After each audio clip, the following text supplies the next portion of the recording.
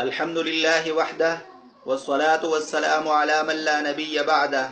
اما بعد فاعوذ بالله من الشیطان الرجیم بسم اللہ الرحمن الرحیم۔ حضور اقدس صلی اللہ علیہ وسلم کا فرمان ہے کل بدعت ضلالہ وکل ضلالۃ فی النار، ہر بدعت گمراہی ہے اور ہر گمراہی جہنم میں لے جاتی ہے۔ حضور صلی اللہ علیہ وسلم نے اس حدیث پاک میں بدعت کی مذمت بیان کی ہے کہ بدعت ایک سنگین گناہ ہے، بدعت گمراہی ہے اور گمراہی جہنم میں لے جاتی ہے۔ بدعت کیا ہے؟ علماء نے اس کی بہت ساری تعریفات لکھی ہے اور بہت ساری توضیحات بیان کی ہے، لیکن بدعت کی جو آسان اور سادہ الفاظ میں تعریف ہے وہ یہ ہے کہ دین میں اپنی طرف سے کوئی چیز ایجاد کرنا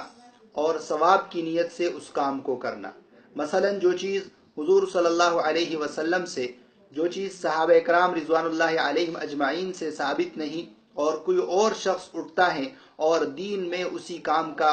ابتدا کرتا ہے کہ یہ ثواب کا کام ہے، یہ کام کرنا چاہیے، تو یہ بدعت کہلاتا ہے۔ بہت سارے بدعات جو مسلمانوں میں رائج ہے اور علماء وقتاً فوقتاً اس بات کا اہتمام کرتے ہیں کہ لوگ ان بدعات سے بچ جائیں اور صحیح سنت کے مطابق جو راستہ ہے اس پر چلنے والے بن جائیں، کیونکہ بدعت بہت بڑی گمراہی ہے، اور اس وجہ سے گمراہی ہے کہ جب کوئی آدمی گناہ کا کام کرتا ہے تو ایک دن اس کو اللہ تعالیٰ توفیق دے دے گا، وہ توبہ کر لے گا، لیکن جو شخص بدعت میں مبتلا رہتا ہے، جو شخص بدعت کرتا ہے، بدعت کا ارتکاب کرتا ہے، تو وہ شخص اس کو ثواب کی نیت سے کرتا ہے، اس کو ثواب سمجھ کر کرتا ہے، تو اس شخص کو کبھی بھی توبے کی توفیق نہیں ہوگی۔ اس لیے حضور صلی اللہ علیہ وسلم نے فرمایا کہ بدعت بہت بڑی گمراہی ہے، ہر بدعت گمراہی ہے اور ہر گمراہی جہنم میں لے جاتی ہے۔ ابھی جو بدعات ہے جس میں مسلمان مبتلا ہے، ان بدعات سے تمام لوگوں کو چاہیے کہ خود بھی بچے اور دوسروں کو بھی بچائیں۔ رجب کا مہینہ شروع ہو گیا ہے، اس مہینے میں بھی بہت سارے لوگ بہت سارے بدعات کا ارتکاب کرتے ہیں۔ ان بدعات میں سے ایک بدعت یہ بھی ہے کہ 27ویں رات کو، رجب کے 27ویں رات کو لوگ شب معراج کہتے ہیں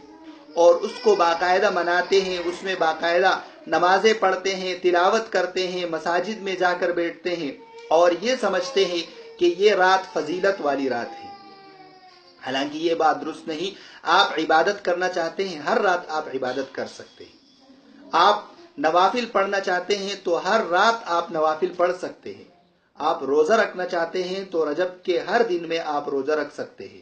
لیکن کسی ایک دن کو روزے کے لیے خاص کرنا، کسی ایک رات کو یہ کہہ کر منانا کہ یہ شب معراج ہے، تو یہ بات درست نہیں، کیونکہ یہ بات حضور صلی اللہ علیہ وسلم سے ثابت نہیں۔ حضور صلی اللہ علیہ وسلم کی زندگی میں، حیات طیبہ میں 18 مرتبہ شب معراج آئی ہے۔ اسی طرح صحابہ کرام رضوان اللہ علیہم اجمعین حضور صلی اللہ علیہ وسلم کے وفات کے بعد 100 سال تک زندہ تھے، لیکن انہوں نے کبھی شب معراج نہیں منائی۔ ابھی یہ بات ہر مسلمان سوچ سکتا ہے کہ کیا ان لوگوں کو دین کا پتہ نہیں تھا، یا وہ لوگ ثواب کمانا نہیں چاہتے تھے؟ اگر ہر مسلمان جانتا ہے کہ ان کو دین کا پتہ ہم سے زیادہ تھا، وہ دین کو ہم سے زیادہ جانتے تھے، اور ہر مسلمان یہ بات بھی جانتا ہے کہ صحابہ کرام رضوان اللہ علیہم اجمعین ہم سے زیادہ ثواب کے کام کرنے کے حریص تھے، ہم سے زیادہ وہ نیکی کے کام کرتے تھے، پھر کیا وجہ تھی کہ انہوں نے کبھی شب معراج نہیں منائی؟ لیکن آج کل کے مسلمان اٹھتے ہیں اور شب معراج مناتے ہیں کہ یہ ثواب کا کام ہے اور اس کو بہت بڑا ثواب سمجھتے ہیں، تو یہ کام بدعت ہے اور اپنے آپ کو بدعات اور خرافات سے بچانا چاہیے۔